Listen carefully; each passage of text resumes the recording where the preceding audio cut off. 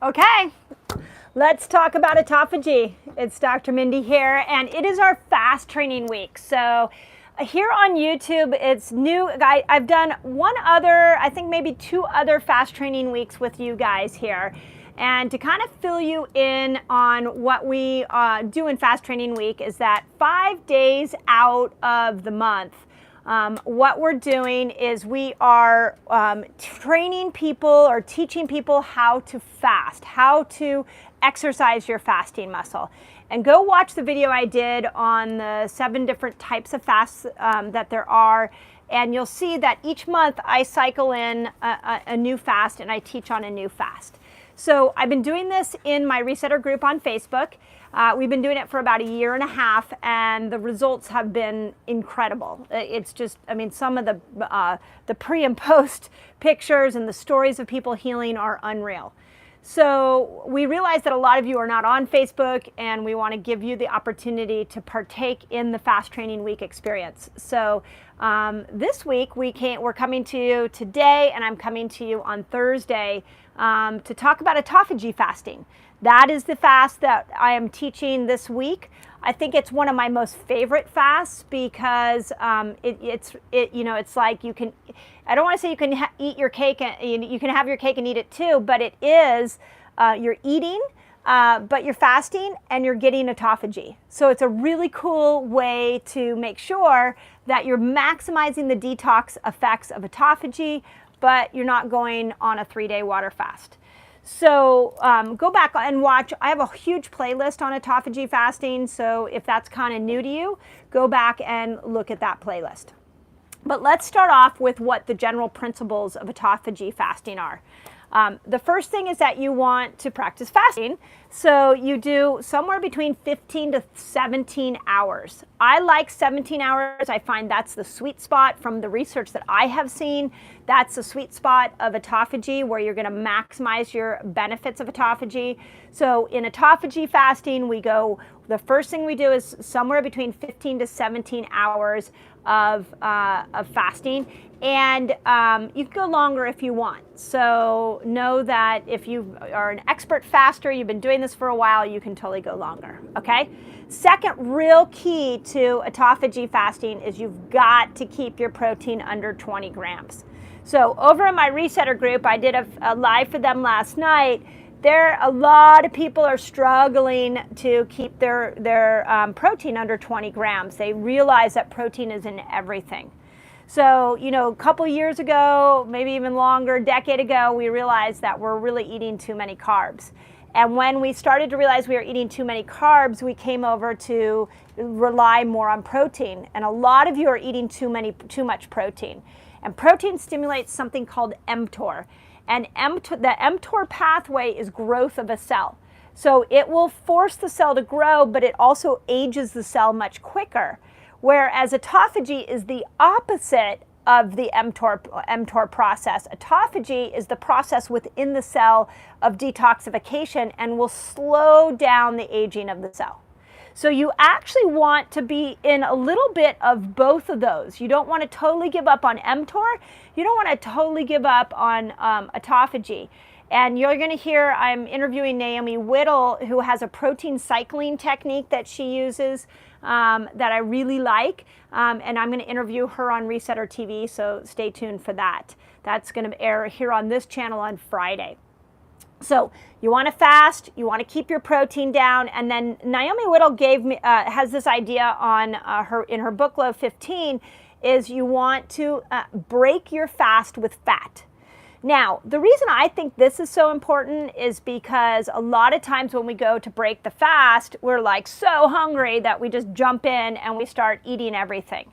But as you fast longer, it gets easier. Like, today, let's see, I've been fasting 20 hours. It just gets easier as you fast. It gets much easier, and you're not as ravenous when you go to break your fast. But if you get a little dip in your fat, in your energy, and you start to get a little hungry, then eating an avocado, eating some nut butter, those kind of things, olives, go watch. I did a thing on Instagram yesterday, a little tip on Instagram TV, just showing like, here's what how I use fat to break a fast. So, you know, it helps you prolong that fasting experience. So I really like those 3 principles for autophagy fasting. So, okay, having said that, let's just talk in general about what autophagy is. So the best way to think about autophagy is that it's a self-repair system of your cells. And it allows that once the cells repair, they're healthy and they're more vibrant. And these cells are going to keep replicating. So let me give you an example. Let's give it a number system. Let's say a 1 is a really sick cell, and a 10 is a really healthy cell. And when you're young, you have a whole bunch of 10 cells. So when your body starts, the cells start replicating, then you get more 10 cells and more 10 cells. But as you age, what ends up happening, and you get more toxins, you have poor diet for years and years, is your cells may not be a 10 cell anymore. They might be a 7 cell, or maybe they're a 5 cells. Well, 5 cells will start to repair more 5 cells. And so over time, those 6 cells are repairing themselves in a more dysfunctional way. This is a lot of what happens with cancer. So what autophagy does is you come in, you start lowering your protein, you start fasting, and that 5 cells starts to repair itself. And now it turns into a 6 or a 7 cell, where it's more healthy. So when it starts to replicate, it's going to be healthier and healthier. So autophagy is a beautiful way to take these cells, repair them, and make them new again. This is why it slows the aging process down. This is why you feel so good when you apply the techniques of autophagy. But here's the thing. This is what I want you guys to realize, and I'm going to talk about this with Naomi when I interview her, is that it's not just fasting and protein that stimulates autophagy. I'm going to read off some other things that can stimulate autophagy as well, like sleep. Really important you get a good night's sleep. If you're fasting and you're keeping your protein down and you're not getting somewhere between 7 to 9 hours of sleep, then you're not maximizing autophagy for those cells. HIIT training. So, you know, when you're doing that force of air in and out of your breath, or when you're like running really fast, like a sprint, or what we do, in my office on Saturday mornings, I take my patients through a HIIT training experience, and we'll do like jumping jacks really fast. That kind of full-on type style of training, that stimulates autophagy. Things like red light therapy. So any of you who have used the Juve light, that red light therapy can start to stimulate autophagy. Blue light therapy, like you're getting from your computers and from your phone, is actually doing the opposite. You're not stimulating autophagy as much. So, so it actually can destroy those cells. That's a whole nother conversation. So those are 5 things. I did another video on other things you can be doing to stimulate autophagy, so you can go watch that video as well. But then there are also some foods, and Naomi's going to talk about this. She's a fan of green tea. Is really good. Coffee can stimulate, especially with coffee. We always recommend that it's organic and it's mold-free. Ginger can stimulate autophagy. And then 3 key supplements: Resveratrol, curcumin, and reishi mushrooms. So there are other ways to do it, and if you've been watching my videos for some time, if you've worked with me personally, you know that I love a multi-therapeutic approach. I love to pull in as many different things as I can to stimulate your body's own healing power. Here's what I think is so cool about this concept of autophagy, is that it is validation that our body heals itself. And for so long, we have given all the power of healing away to our doctors, to surgery, to medication.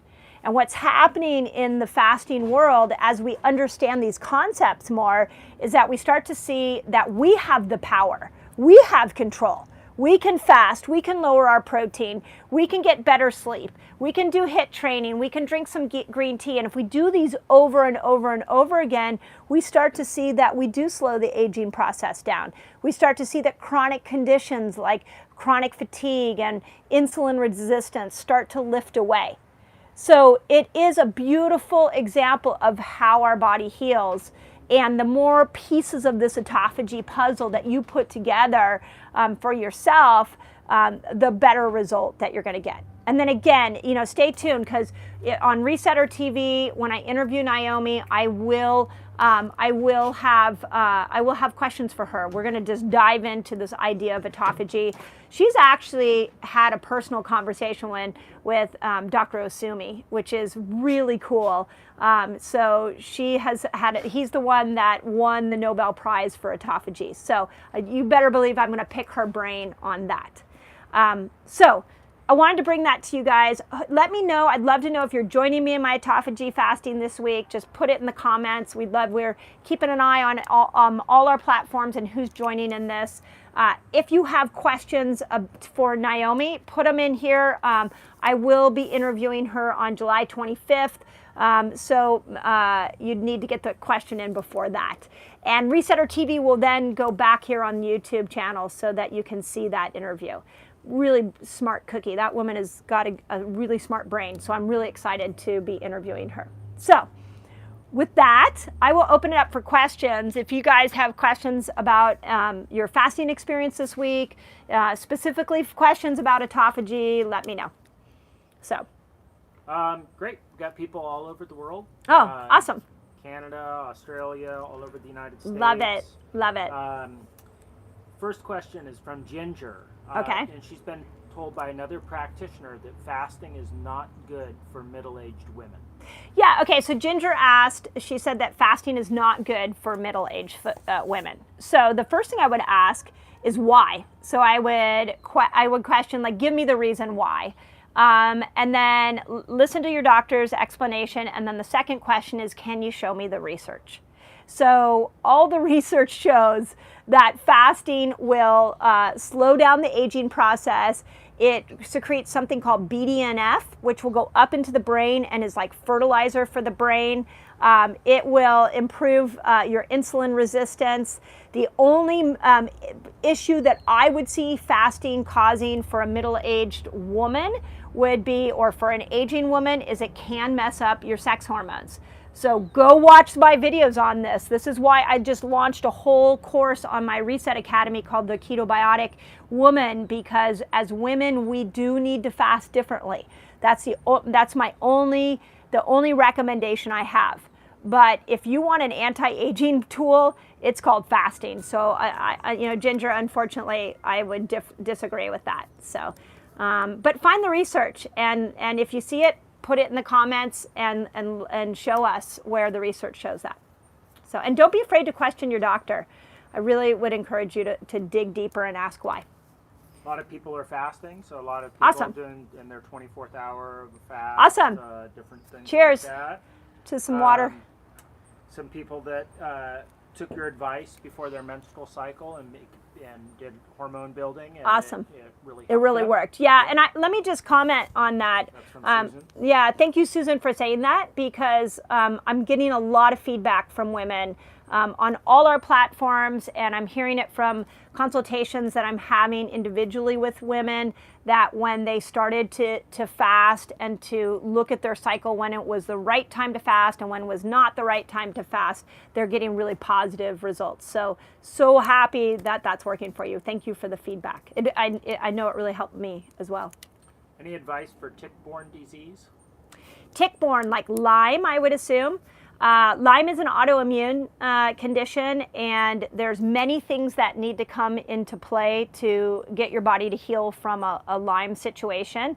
Lyme, no doubt, is really complicated, and part of your multi-therapeutic approach to heal your body of Lyme should be fasting. It's phenomenal for all autoimmune conditions, but I have quite a few Lyme patients, and absolutely fasting has been really key. So yes, my answer would be a strong yes with an exclamation point. Lots of hair loss. Hair loss. Okay, let's talk about hair loss for a second, because we're seeing this a lot. So the first thing to know is that keto and fasting is a healing diet. So it's not like any other diet you've ever gone on. So if you go on paleo, that's really great for lowering the insulin coming in, but it's not really a healing diet. If you did Weight Watchers or you did Atkins back in the day, those are all great diets for maybe a temporary short period, but they're not healing diets. So keto and fasting is a healing process, and your body's going to go into a repair phase. So I like to think of it like layers of paint or layers of wallpaper. You peel one layer off and boom, now you are revealing another layer. So for some of you, and hair loss is going to fall into basically two camps. For some of you, hair loss is because now you've gone to this healing state where your body is revealing a neurotoxic issue. It is a hair loss can come from heavy metals being too high in your body. So the very first thing I would do if you're experiencing hair loss is that I would get a heavy metal test. I would look at your heavy metal load. So that would be step or one step you could do. The second step, if you're getting hair loss and you're a woman, is you got to go eat to your cycle. It's really important that you are balancing those sex hormones. We don't want to throw off, balance insulin to throw off progesterone, estrogen, and testosterone. So I would encourage you to start to eat before your cycle. I wouldn't fast before your cycle. I would do the hormone building foods that I talk about here in many of my videos. And I would not be doing keto that week before. I would really be, I would be loading up on hormone building foods, and I would not be fasting. And if over a couple of months of doing that, you're gonna see that your hair loss improves. So those are the two camps. If you're postmenopausal, then I would just pick a week where you do the hormone building foods. And then the other 3 weeks, I would do keto and fasting. So, but you're gonna fall into one of those two camps. The other, like third camp that I would recommend is mineral supplementation, adding minerals in. Fasting can really deplete your mineral count, so, or your mineral load. So that would be my third recommendation. But you know, that isn't going to solve it for everybody. And some of you are going to have to do all three of what I just said. So I hope that helps, because we get this so much about hair loss. Yeah, there were 2 or 3 questions already. Yeah. And thank you for asking the question. We'll keep talking about it here because we're seeing it in consultations in my office. We're seeing it on all our platforms. So really work on those 3 things I just told you. And if you're not seeing things clear up with those 3 things, reach out to us. We want to help, because you should have a really positive experience. You don't want to have a lot of energy and be losing weight and your hair falling out. That's not what we're looking for. Okay. Question about doing OMAD 5 days a week and then 16-8 on the weekends. Is that a good weight loss strategy? Yeah, I think OMAD 5 days a week and then 16-8 on the weekend is a great strategy in the beginning. So you could do that for 6 months, and maybe you're like, you lose some weight, you feel great. But if you don't throw a few feast days in there periodically, then there's a good chance you'll get stuck. So I always recommend what I call a 5-1-1. So 5 days a week you could do, actually we could, if you're gonna do OMAD, we could call it a 6-1. How about that? 6 days a week you can do your OMAD, and then 1 day a week I want you to feast. I want you to not count your macros, I want you to not fast, and then I want you to go back to 6 days of your OMAD. Because you gotta remind the body that food's coming. And if you're always keeping it to 1 meal a day, you're always keeping it to keto, over time the body's going to go, wait a second, I see how this works, there's no more glucose coming. So I'm just going to shut down the metabolism of glucose over here, and it'll start to slow it down. So make sure you throw a couple of days in there. So fat first, how much fat should you have? Okay, great. This fat first is a question, and we get From this. Tom. Yeah. Okay. Thank you, Tom. And I think there's no magical number. To be honest, I think it's really what will satiate you. So I did half an avocado yesterday. Tomorrow I'm looking at doing some nut butters. I do really well with nut butters, and so I'll do a scoop of nut butter. Olives, sometimes I'll get a little bowl of olives and start to eat those. So you got to play with that and see what stops that hunger. So to me, if I do an avocado with a bowl of olives, it'll take maybe an hour or so for that to stop, for my hunger to stop. If I take a scoop of nut butter and I put a little ghee with it, and I put it in my mouth, that makes it stop right away. So it really depends on what your personal preference. But as far as like science and what we know about science, we don't know the exact amount. So play with it. And if you guys have been doing autophagy fasting, you've been breaking your fast with fat, then please put in the comments, share with everybody your experience, because this is how we all learn as a community.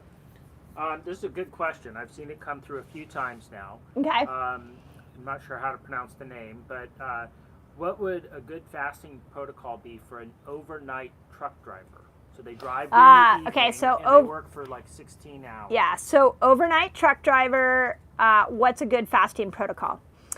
What's their working schedule? I think they go 16 hours for 4 days a week. 16 hours for 4 days a week. Well, okay, so remember, we talk a lot about most people doing what they will do is they'll just have one dinner. They'll eat dinner and they'll fast all day.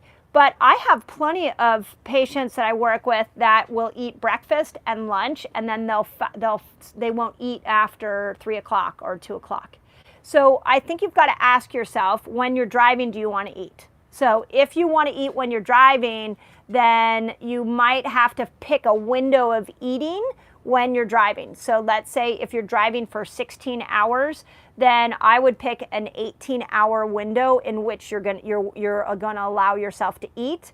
And then when you close that window down, then you will fast from there. So part of your fasting experience will be when you're sleeping, but it'll also be when you're awake. So the same rules apply. You just have to decide what is going to work for you or not work for you based on if you like to eat when you drive or not. I hope that helps, because it's really about just opening your window up and then shutting it down. How does that look for you? And if it's difficult to eat when you drive, I don't know if you stop to take a lunch, and then maybe your eating window is really short. Maybe your eating window is an hour and you're fasting the rest of the time. So just decide ahead of time how you want that to look. Maybe you eat when you get off your shift, you have a 2-hour eating window, and then you fast the rest. So you just have a little different 24-hour period than the rest of us. So I hope that helps. Okay. Some questions about, does warm water and lemon break your fast? What breaks your fast? Okay, coffee. So breaking a fast. So really important to know that it's unique to everybody. I would not think that warm water and lemon would break your fast, but I would, you got to test it. So here's the general test. You take your blood sugar, you drink the warm water and the lemon. Half hour later, you take your blood sugar again. You don't need to do this test with ketones. And if a half hour later your blood sugar is, we're looking for something around 15 points or higher, then it's breaking your fast. If it stays, your blood sugar doesn't raise 15 points, if it raises a couple, or if it drops, then you're good. For me, I've done this test on so many foods, I found that fat actually makes my blood sugar drop. So, this is what you do with coffee. Test it with coffee as well. So, hope that helps. Some people have been doing keto for a while, and they do fasting for a day, and then they can't stop eating the next day. Yeah, so rebounding from keto and fasting. So, couple of thoughts. I think, God, I have a lot of thoughts on it. So, first thing I would say is that is pretty typical in the beginning. That is a very common process that we see when you first start to get used to that. Once you open your eating window up, you're like, I'm all in. And you can't stop eating. So we have seen that happen quite a bit over and over. But the more you do this, the less that happens. So longevity of this style of eating will curb that. Now, the other thing that I will say that I see a lot with people is that, again, we're back at women. So if you're trying to do keto and fasting during your cycle, during that week before your cycle, it can be really tough. And I'm the same way. I love to fast. Once my cycle starts, boom, I am great at fasting. And then, but that week before, forget it. I usually do about 13 to 15 hours, and then I just want to eat. So keep playing with the principles. If you're a woman, make sure that you're looking at your cycle. So I hope that helps. Great. Here's somebody. And and you know what? Try the fat. Try doing the fat technique. Eat some fat, wait a half hour, see if that curbs your appetite as well. Okay. Let's see.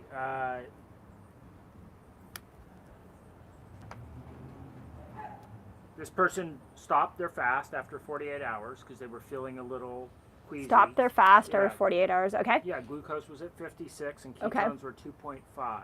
Okay. Will they be able to fast longer in the future? Okay.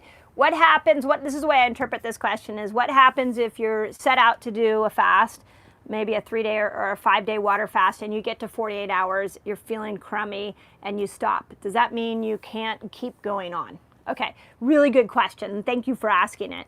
The answer is no. You can keep, each fast you get a little easier and a little easier. It gets easier. This is why we call it the fasting muscle. It literally is like a muscle that you've got to keep working.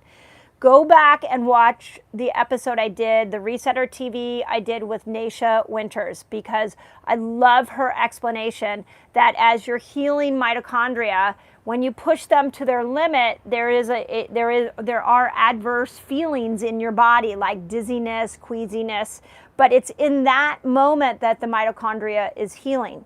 It doesn't mean that you're going to have to push on through that all the time. It just means that you hit your body into this max healing state. So the first thing I would say is congratulate yourself. That's awesome. You're doing such great work for your body. Now, the next time you go to do this kind of fasting, see if you can go 49 hours. See if you can go 50 hours. Try to push yourself just in increments a little further and a little further. Now, in the third recommendation I have there is that this is what I love about Fast Tonic. If you're not familiar with the fasting trio, we'll put a link in the notes here on the fasting trio. They are 3 supplements. One is called Fast Tonic, one's Cyto Detox, and one is Bind. Remember, when you fast, your body is spitting off toxins, and in that toxic release, you don't feel really good. The first supplement I would try Fast Tonic, because it's hydrogen water and it'll go into the cell that's trying to detoxify, that's trying to repair itself, and it will help that cell. It helps it so that it can move those free radicals out of the cell quicker.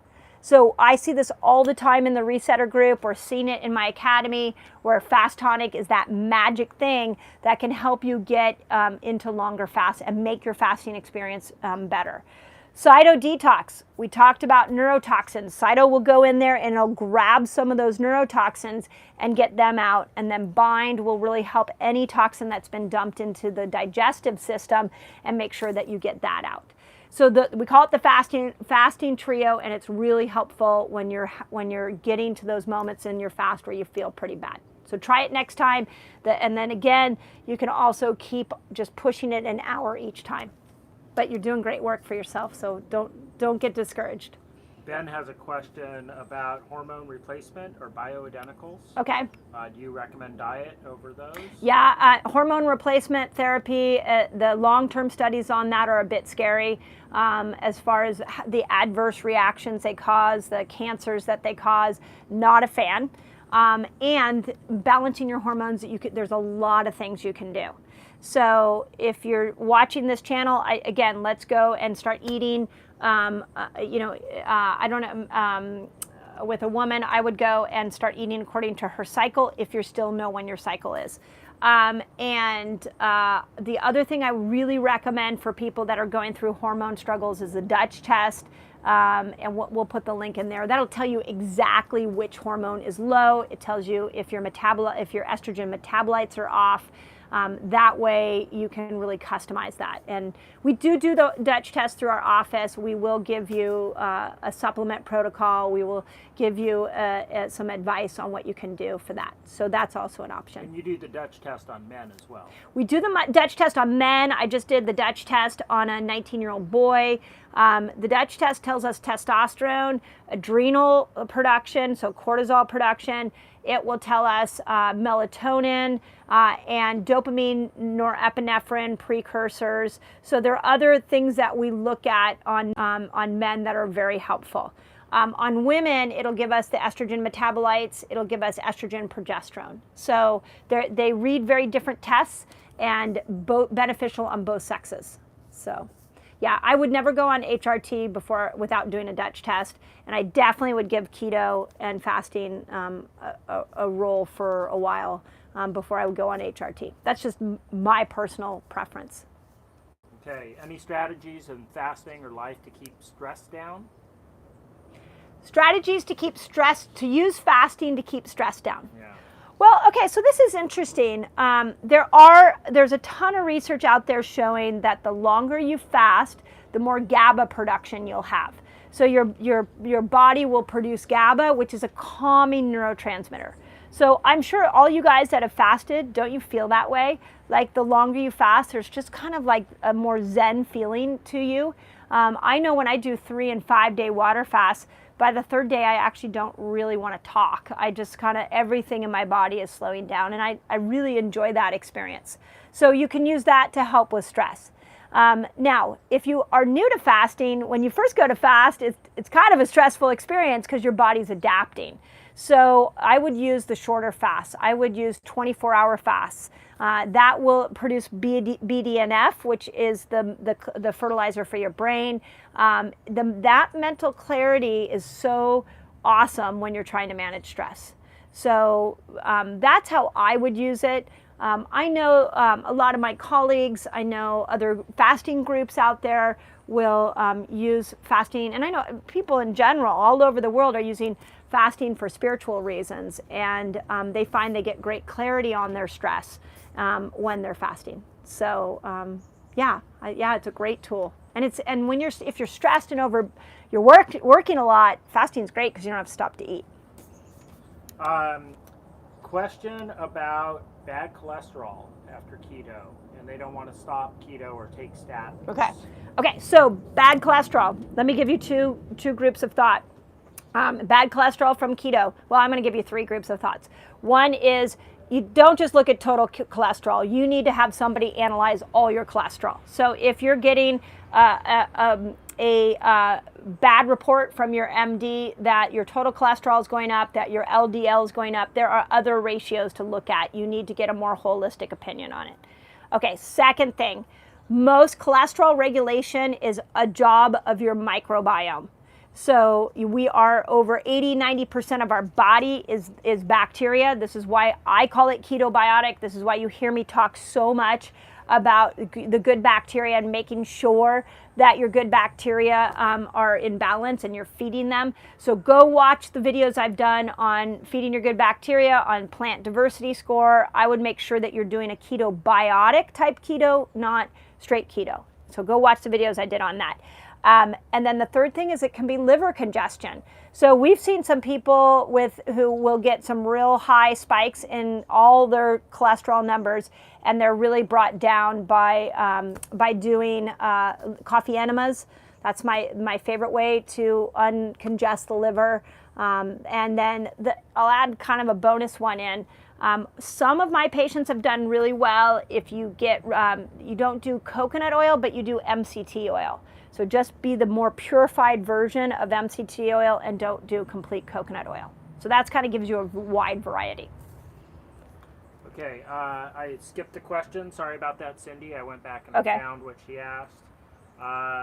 Cindy, I guess he quite skipped a question. Okay. I found where your question was. Okay. Sleep apnea.